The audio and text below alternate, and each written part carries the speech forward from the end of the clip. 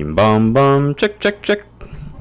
Hey guys, we're gonna make Fruit Ninja, not the 3D version. Nope, this is just 2D sprites, but a game much like Fruit Ninja.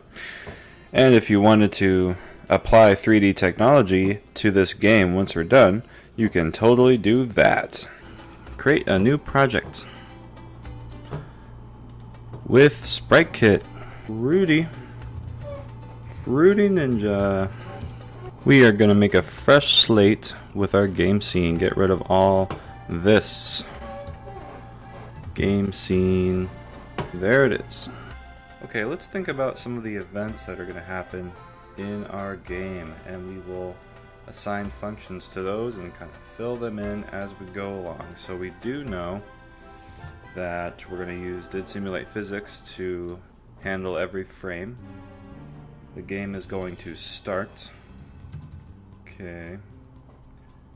We're going to create a bunch of fruits. And some of those fruits will be created simultaneously, all within that function. We are going to see what happens when we miss a fruit.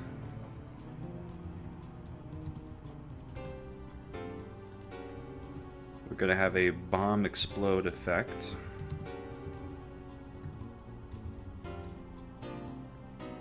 And game over. And maybe some other effects later, but for now, those are going to be our main events. Go over to the scene editor.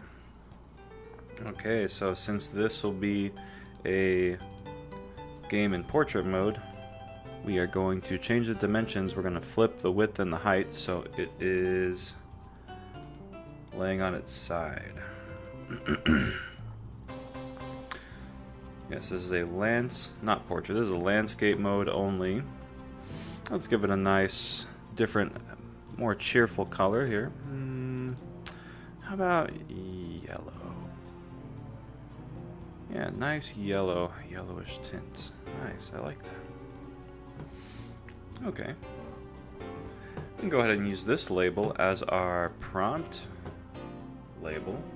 So we'll go ahead and call this prompt as the name. And it's going to start by saying Fruit Ninja or whatever. Give it a nice color that'll pop. Oh, I like that one. Big fan of the chalk duster. Okay, other labels. So in the top left corner, we're going to show how many fruits we got. So let's make another label. Put her there. Let's call this score label. Chalk duster. Always good to keep a consistent font. Black, and put a single letter there so you can really see what it's going to be like with a number. Make it a little bigger, yeah. Okay, right beside that, in the original game, there's a picture of a watermelon. But, as I always like to do, when I can use emojis, I will. As a lazy programmer who doesn't like to make pictures. So in this text, we can just, for emojis, push Control Command Space to bring up the emoji menu. And here's a watermelon, look at that. Make the font bigger. And there you go. Watermelon, and we don't have to name that one because we're not referencing it in the code. Below that, we're just going to copy the score label, put it under here. This is going to be our best label.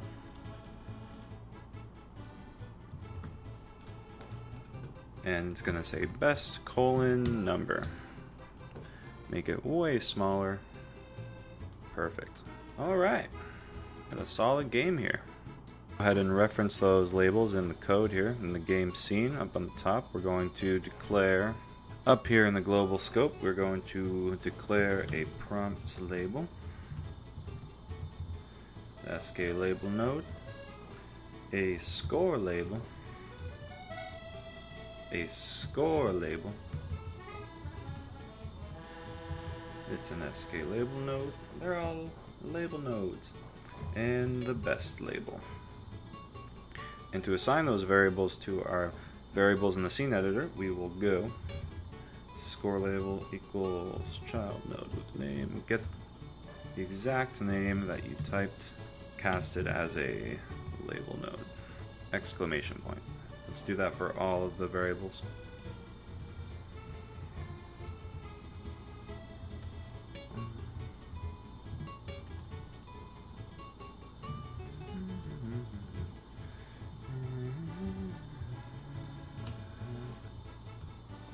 Let's put the best label here. Keep it organized.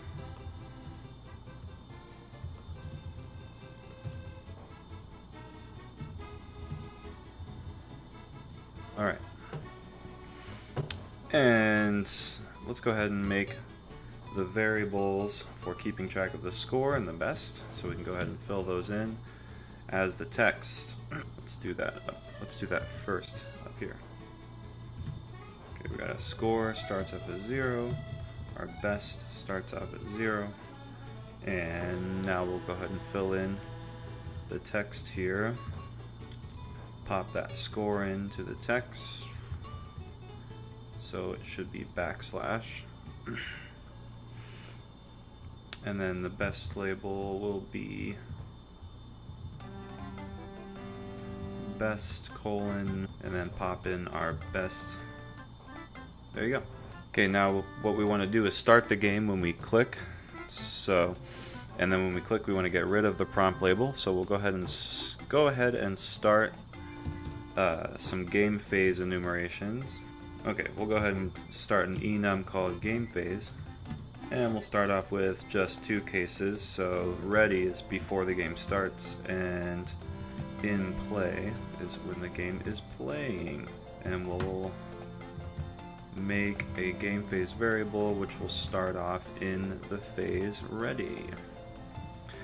Now when we do touches began, we don't care about where we touch, so we'll get rid of that, and then we'll say if the game phase is in the ready state, then go ahead and set it to the in play state, and we will call start game.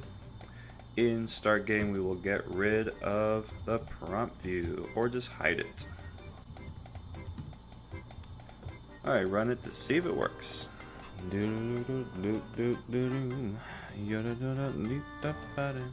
Well, looks like we crashed because I spelt prompt wrong. Oh,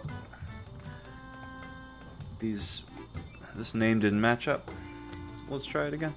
You can never be too careful when naming your labels.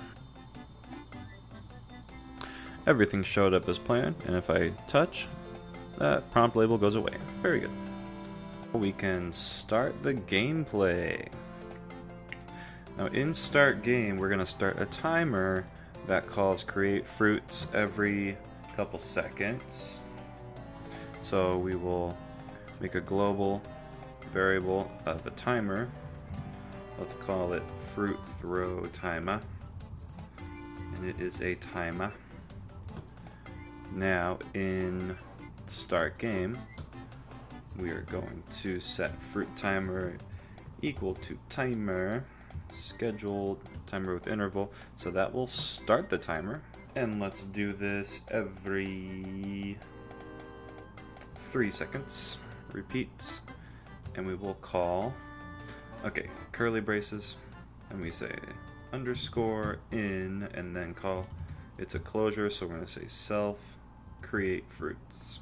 Here we go. And you can print something here to just test if your timer is working right. Now you don't always need, oh okay, hold on. So start the game. 1, 1,000, 2, 1,000, 3, 1,000 fruits. You don't always need to start a timer with this global variable, but only if you want to stop the timer later on do you need to do that. Okay, let's make some fruits. We are going to make a fruit class, new file, fruits. Okay, normally I would do a node with a sprite node, but since I'm going to be using emojis, we're going to use a node with a label node. So let's go ahead and do the skNode subclass, and we are going to, it will have a child of a label node in here.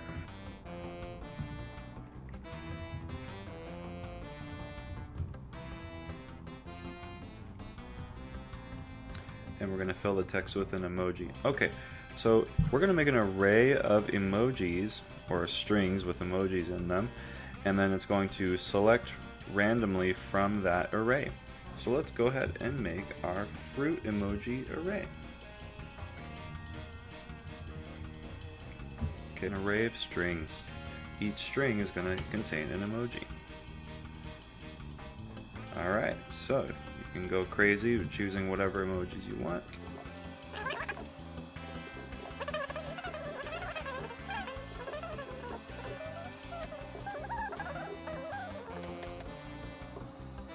Okay, we have our fruit emojis, but there's going to be a slight chance of having a bomb or being a bomb emoji. Here's your bomb emoji. Okay, we are going to make a slight... Okay, we need to be able to get random CG floats. So, in a new file, Control N, we're going to call it helping functions. Import UI kit. We're going to get our random CG float code block here. Copy that down. Now we can get a random float in a range. Go back to your fruits class. And then, okay, let's get a random number from 0 to 1. And if it is less than 0.9, it's going to be fruit. Otherwise, it's going to be a bomb. Okay, so within here, we're going to choose a random... oh yeah, let's give them some names. So its name is going to be fruit. We're naming it so that when we touch it, it'll tell what it is. If it's a bomb, its name is bomb. Okay. Okay, to get a random array, we need to get a random integer. We're going to use integers casting a arc for random uniform from 0 to the count of the emoji array. So in this case there are 6 elements in the array, so n will be anywhere from 0 to 5, and we'll use that n as the index to our array. Oops, we need to cast this as a uint32. Okay, we're all good now. Now we'll use n. Okay, so we're gonna declare an emoji here, and then we will assign to the value of that emoji here with fruit emojis at index n. So now emoji now contains that element, so the emoji. So put it in here in the label node. And then in the bomb case, emoji is going to equal or be assigned to bomb emoji. Alright. Okay, now we can assign the properties of our label. Okay, let's give it a font size. Let's give it a... We don't need a color. We want to set the vertical alignment mode to center and add the label as a child to the node. And we do want to give this whole node a physics body. And we can just do empty parameters here because it's not any... We don't need any shape to the physics body, just that it does so it can fly around. Okay, we have a flute there. So let's create these flutes here back in the game scene and create flutes. So for now we're going to create one flute. Here's our new fruit, and there it is. Don't forget to name your fruit class fruits. Big mistake. Alright.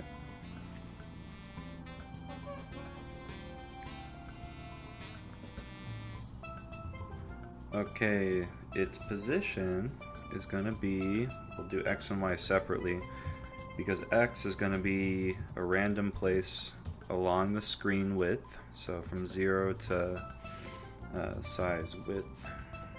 That reminds me, we might have to set the anchor point of the scene somewhere else. The Y part will be right below the screen, so it's going to be -100. Add it to the scene. Okay, in your game scene, go ahead and make sure anchor point is 0, 0. Oops, that's going to change everything position-wise. Alright, let's go and just highlight everything and move it back to where we want it to go. Let's center that. Okay, that looks great. Okay, so now this point 0, 0 is now in the bottom left corner. Okay, we're going to send it flying up by setting its physics body velocity y component to some sort of range between 500 upwards and 800 upwards. Let's give it some nice spin action. Angular velocity is what we want, and that'll be some sort of random spin between 5 radians per second and -5 radians per second. Let's see our fruits go fly. Whee! There goes a fruit. Whoa, there's another one. Seems like our gravity is too high. We never set the gravity, but I believe there's a default gravity. It did move to view. Let's do that. Let's do that right after the labels. So we go physics world, gravity is a vector, and we set it to 0, and then how about negative, some sort of low gravity like 2. Okay, check those fruits out. Then also we want to give it some sort of horizontal velocity. There's a pineapple, and there's a bomb. Yeah, so now we want them to move from left and right, but not just any right. We want them to move toward the center of the screen, so we want to ask what side it is on. If the fruit position is less than size width divided by 2, which means if it's on the right or the left side of the screen, we want to send it flying to the right. So we'll go between 0 and 200. Okay, copy that. Now we want to ask if it's greater than size width divided by 2, and we want to send it flying to the left. Easy. We're getting the X position, of course. And let's see those fruits fly. And that's, especially in this game, we don't want the fruits to fly off the screen to the side of the screen, because then we can't touch it and then we'll lose the game. Whoa! One last thing in this method, I want there to be more than one fruit to happen at the same time. So let's do this. Let's do a variable number of fruits, and it's going to be a random integer. We use arc for random uniform, and we have to cast a uint32. Man, crazy. Okay, and we get our number. How about between 1 and 4? So we want to go 1 plus random number between 1 and 4, so it'll be between 1 and 5. We'll take that, and then we'll make a loop for underscore in 0 dot dot less than number of fruits. So it'll execute that loop that many times. Now we want to go put everything in that loop, test it out. There's 1, there's 2, there's 3. There's a lot of apples. And we want to ask for its name. That's why we named them earlier. Remember? Yeah. So this is if we touch the fruit. Okay, then we want to score. But most importantly, we want to get rid of the fruit. Remove it. Maybe some sound effects too. Uh-oh. But when we hit a bomb, bad things happen. What happens in game over? Oh, this is node. Okay. Oh no, it's time for game over. Okay, in game over, we are going to set our best if it is indeed the best. So if score is greater than best, then best equals score. So let's bring back our old friend, the prompt label. Scale to 1. It's gonna go whoop. Our game phase will be Yeah, game phase will be game over. Oh, we didn't make that yet. Okay, let's go back to our enum at the top. We need another case. Game over. Alright.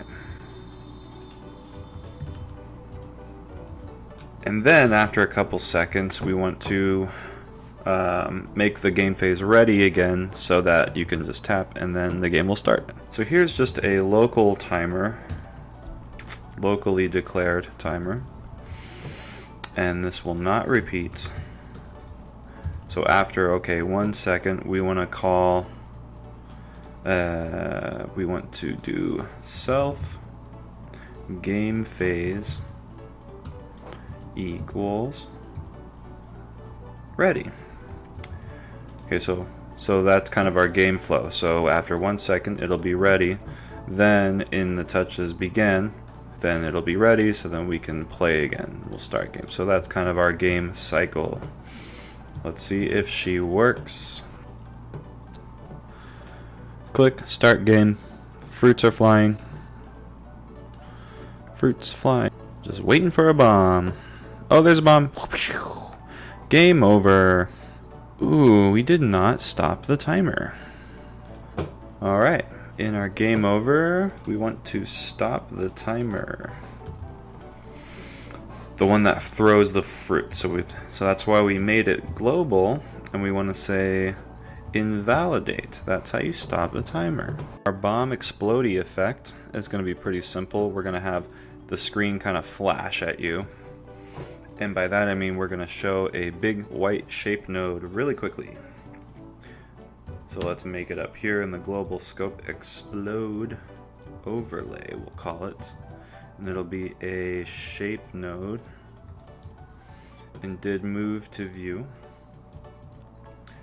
We are going to go like this. So we're going to make it a shape node. Rect of size. No, we'll just make it a rect. Okay.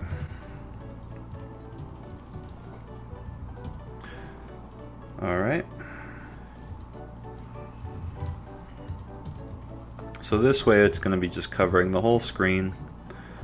The whole screen. What color is it? White. Add to the scene. And it's going to, we're not going to hide it, we're going to set its alpha to 0 because yeah. Okay, now in our bomb explode effect, go down to bomb explode. Alright, we're going to run some actions over it. Okay, we're going to run a sequence because it's going to go flash flash. So skaction.sequence, pop in some braces in there, go like that. That's how I like to make sequences. So SK action, bunch of SK actions. We're gonna fade alpha to 1 very quickly. So like over no time. Okay. Then we're going to wait for a short time, 0.2 seconds. Then we're going to fade alpha to 0 over no time. Let's wait again. Let's fade back to 1 so it's fully showing again, and then back to wait.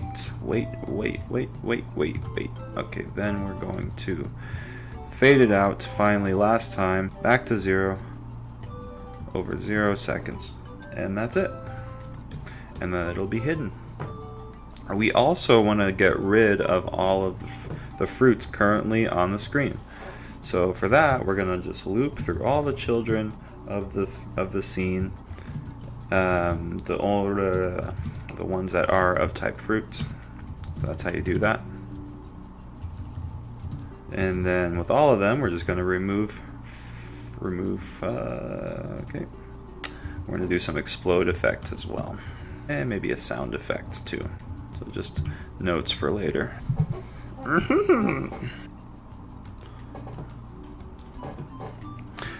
Man, oh, there's a bomb. It's not gonna do us much good here. Didn't work.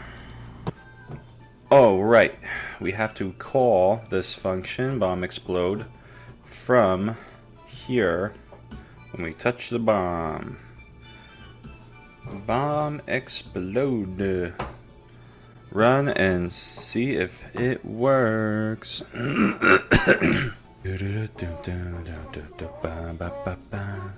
Let's get a bomb. Bomb. Perfect. We got our flash effect. Okay, let's get a special explodey effect, and then what we're gonna do is make a new particle file. And we're gonna start with Spark. Explode. Shling. Okay, my explode effect, I did some changes to it. So you can see I made the maximum 20 because 0 means it's continuous, so you make this bigger if you want, 40, why not? Alright, birth rate, I changed the, let's change this to 0 so they all start from the same point. Okay, speed I changed from 0, 300.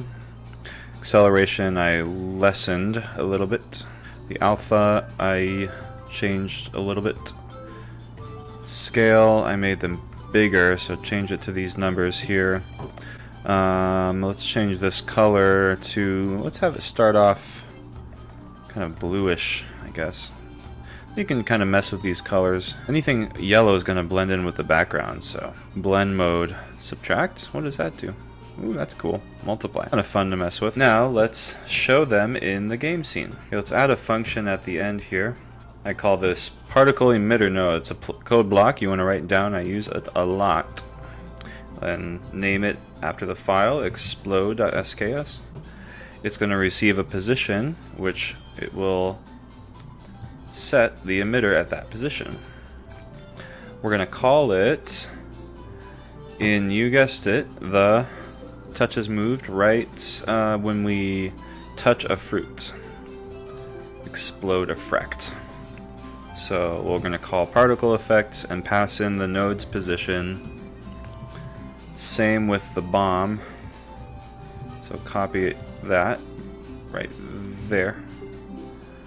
And finally, we want to use this explodey effect on here when the bomb explodes every single fruit in the area, and we're going to pass in the fruit position. Let's test her out.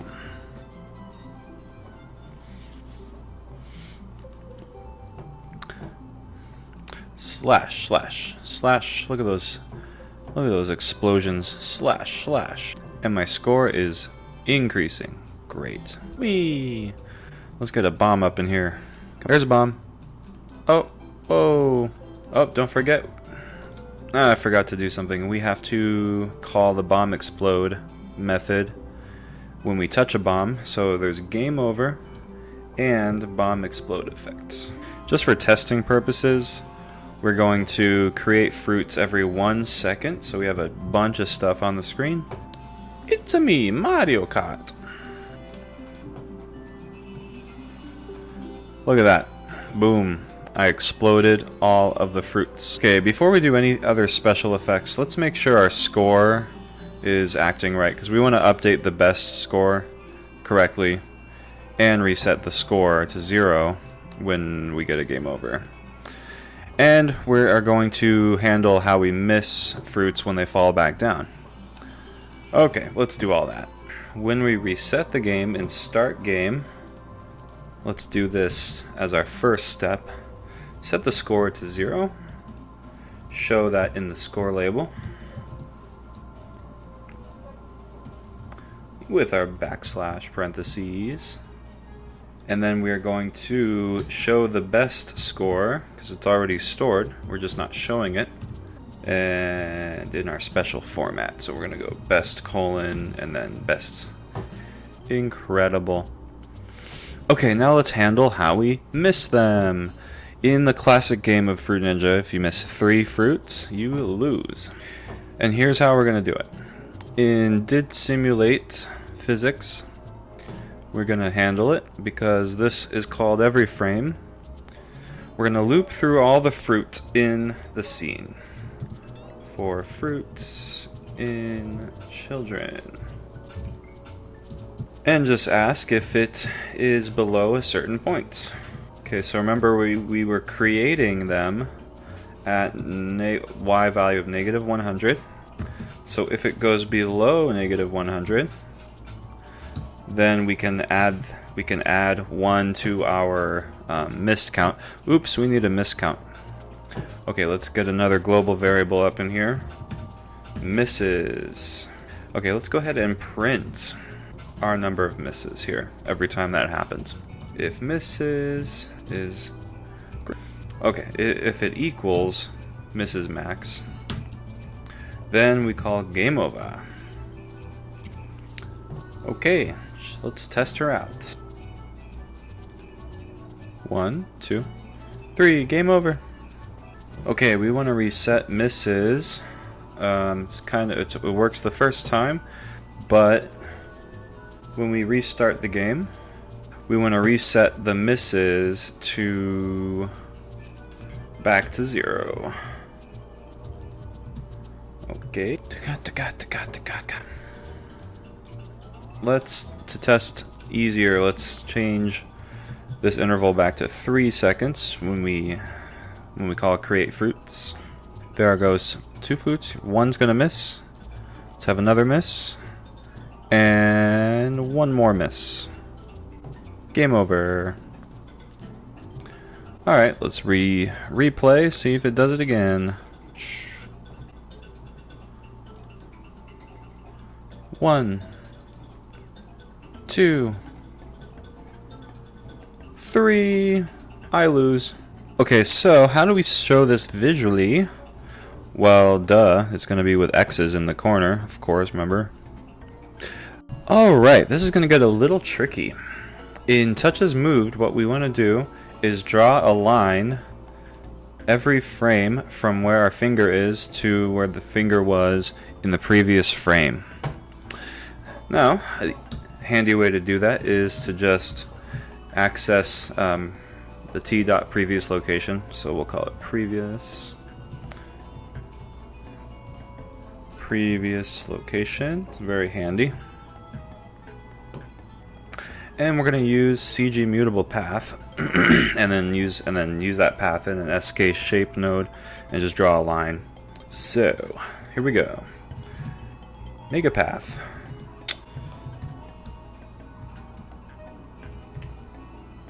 And to draw a line, we call the move function and the add line function. So this is going to be location,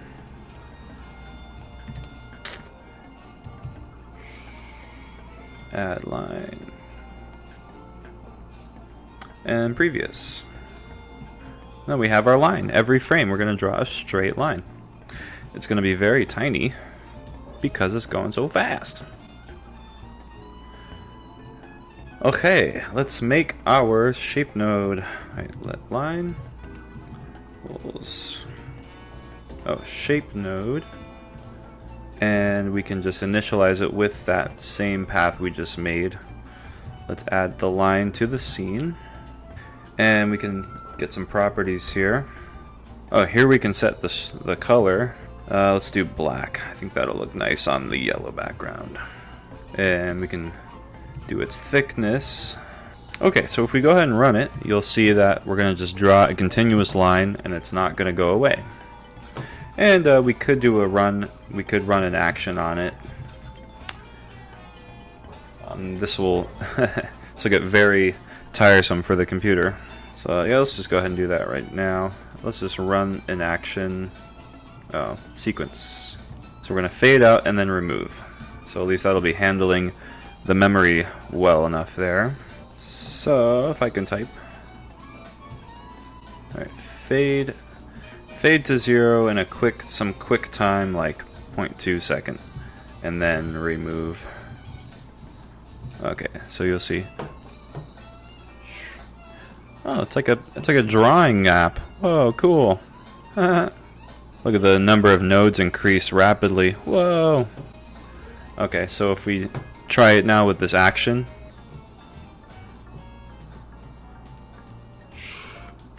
Hey, look at that. I mean, that pretty much works for our game. But that's not good enough for me, because it's kind of fading out, but I want it to taper off and get smaller. So each little line is going to shrink. Now there's no action for that, because what I want to do is decrement the line width every frame over and over until it goes to 0, and then remove it. So we're going to handle that in a new line, a new class. So we're going to give the line its own class. Let's do it. Okay. Let's call it trail line. Okay, import SpriteKit. Call it trail line. Oops. And this is going to be a subclass of a shape node.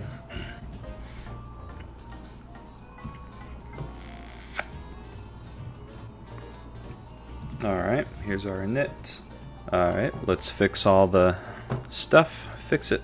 So when we subclass an SK shape node, we have to call super init, and it doesn't ask for anything, but we have to handle everything ourselves in this init, so we can do whatever we want.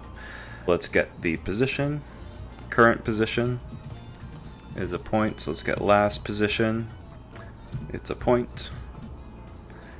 And we can pop in a width. That's a float. And we can give it a color here too. We're kind of making this very adaptable. You can use it in different situations. Okay, let's go ahead and copy everything from here, stuff we just made, into our new trail line class. So we make our path using position and last position. Okay, and now we don't have to use this line because this class is the line, so we can get rid of line dot. Okay, and we can get rid of this. Okay, so we're not going to run this action here. Alright, let's create the instance of trail lines in here. We'll go let line equals trail line, and then pass in all the stuff. So location, previous, give it a width of 8, I guess. Color, blue, just to you know, play with it a little bit. We have to add the line to the scene. Alright. Okay, whoopsies. Alright, our color, not CG color, UI color, what's wrong? Oh yeah, we don't need to add the child to itself. That's not gonna... Right, so stroke color is gonna be set equal to the color we're passing in. That should be right now. And line width is equal to line width. What am I doing? Alright, let's try that again. Alright, so we have to say self.line or self.path equals path. So we have to actually use this path. Alright, let's try it again. Whee! Look at that nice blue line. So cool. Alright, we're gonna shrink it. Okay, we're just gonna use a timer. So give it a property of a timer. Call it shrink timer. Okay, we're gonna start the timer right away.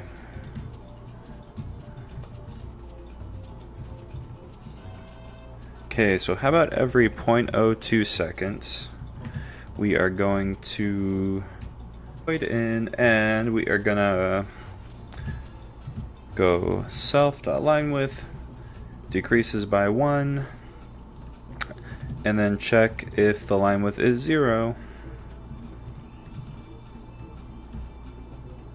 In which case we are going to, we have to get rid of the timer because I believe it will keep going otherwise, and then we just remove the self.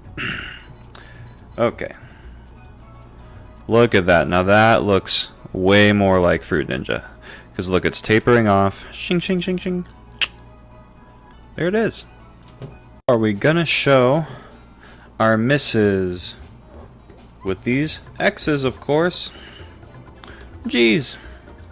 We're gonna have 3 black X's up here, and then we're gonna make them red one by one with every miss. And wouldn't we be a fool to not have our own class to handle that? Alright, let's call it X marks. Alright, it's gonna be a SK node with children. Okay, the 3 X's are gonna be in an array. X array. Let's call it X array of SK sprite nodes. That's how you declare an empty array of that's gonna be sprite nodes. Let's store the number of X's, okay, as an integer. Okay, this class will be able to receive a number, the number of X's you want, so it's very adaptable. And we want to have 2 properties that contain our pictures. So let's go ahead and pop in our X's, and they are named red X and black X. Ooh, I'm going to declare some variables. Black X pick is going to be a texture node with the image named black X or X black, and red is same with red. Okay, get rid of override because we want to pass in the number of X's we want. Let's make it a default of 0.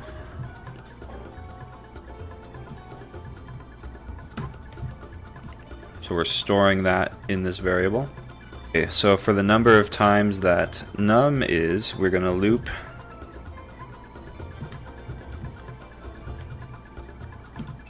through and make an X. So let's call it X mark, and that's going to be a sprite node with image name, and they're all going to start off as the black one. Give it a size. How about 60 by 60? Give it a position. Alright, so we're only going to deal with the X position because they're going to be beside each other. We are going to create them from right to left. So that means the first one is going to be all the way to the right, and each one in succession is going to go to the left, to the left, to the left. So we want to times I, or make it a float. So I basically is going to be times slightly more than 60. How about 70? Add the X mark to the node, and now add the X mark to the array.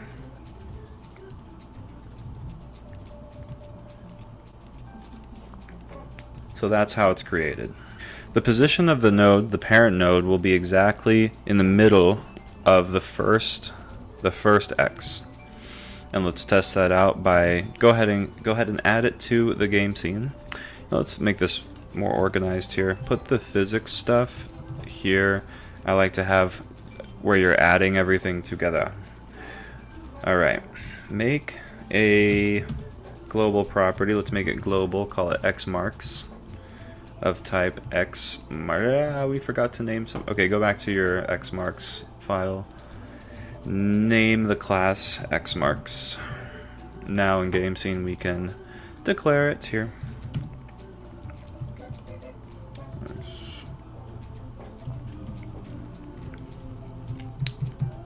So we're not passing in anything here, so it's going to be its default, not freak out.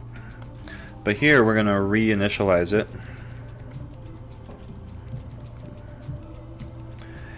And now we can pass in the number. What number is that? It's this number, Mrs. Max. Mrs. Max. So if you wanted 5 X's, you could just change this number to 5, and then this will reflect that. Okay, let's position this in the top right corner.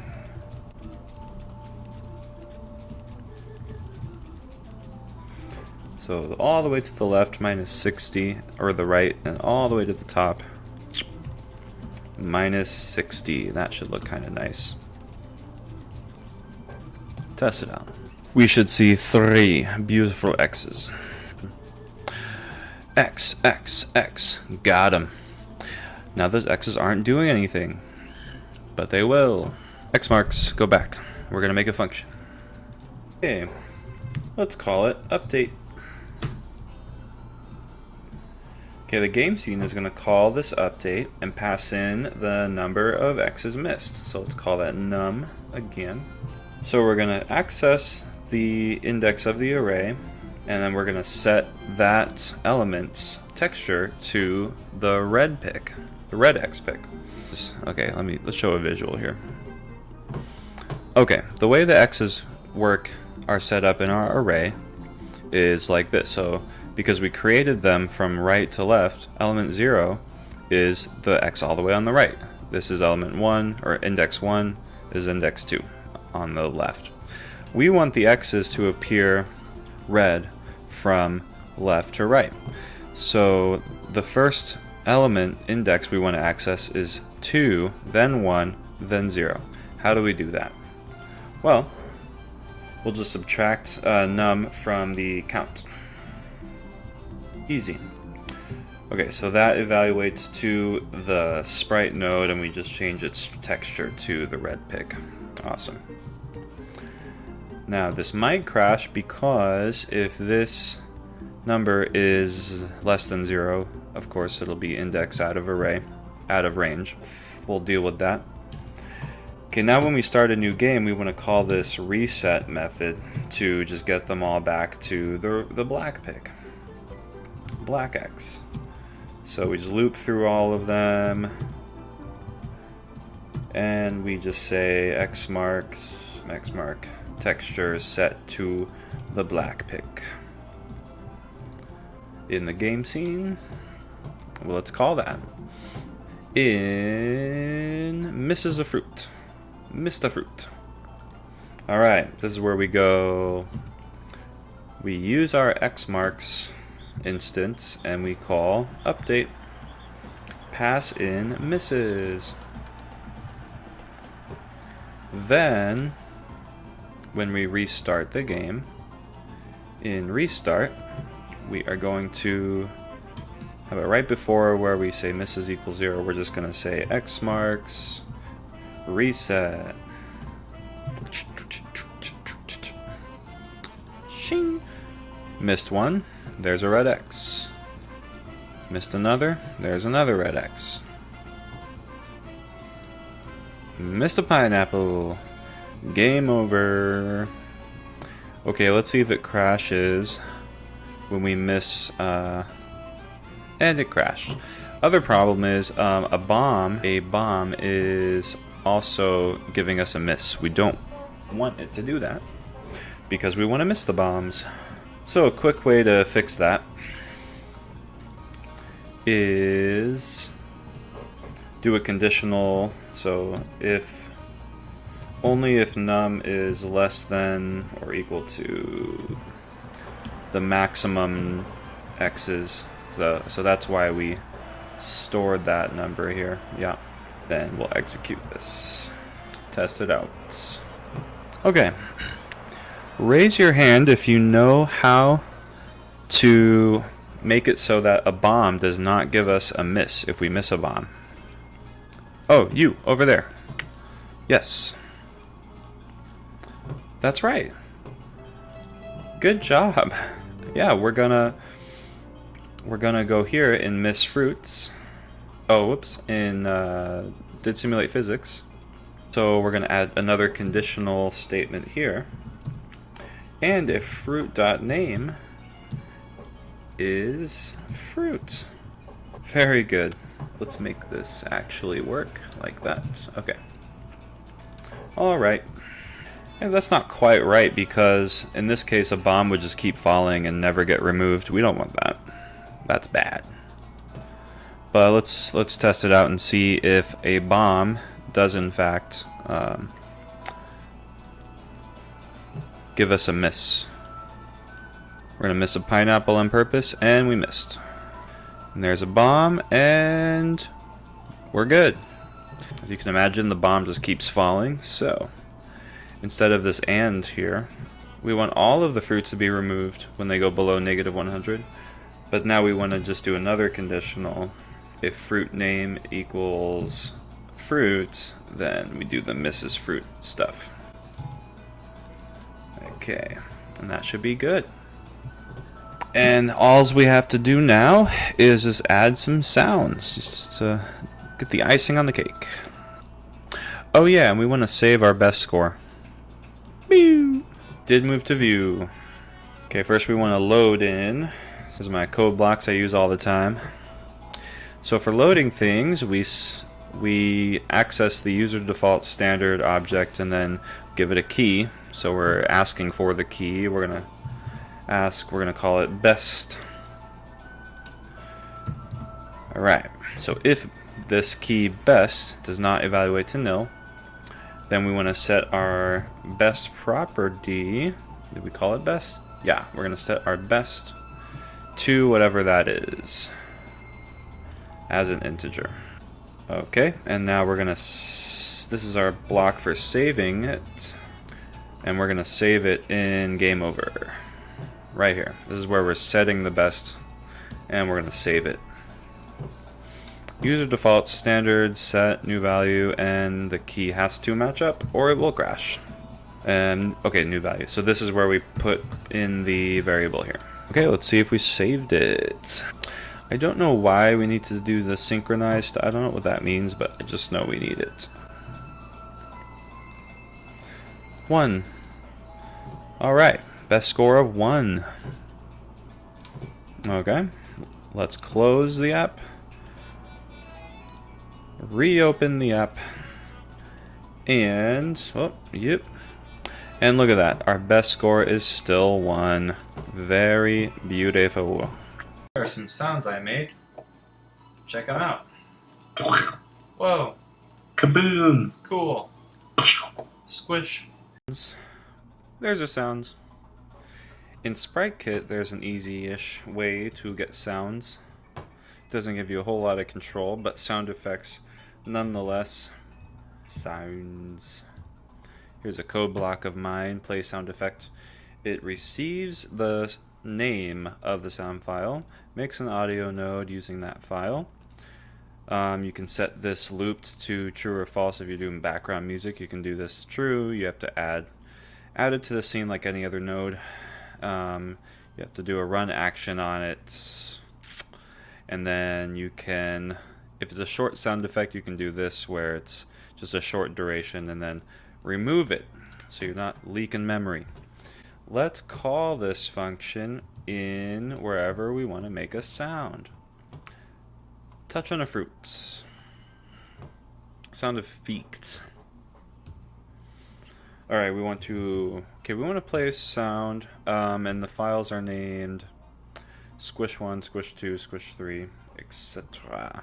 I want to randomly get one of those, so right now I'm just going to go use the file path we made sounds slash squish, and then backslash, that's going to be well, you'll see, .mp3. Okay, so in here we're just going to get a random number from, what was it, 1 to 6. Let n equal 1 plus random integer arc for random uniform u int 32. Oh man, 5. Nope, 6. Alright. So this is going to get, this here will get a random number from 0 to 5. And then we'll just add 1 to that. So here we'll pop in n, and that should play our random squish sound. And then we want to play a bomb exploding sound. And we just go ahead and just call that here. Play sound sounds slash kaboom.mp3. And that will give us our sounds. You could also do like a swish sound for the finger. So you could do that on your own. Here's the game with sounds. Hope you liked it.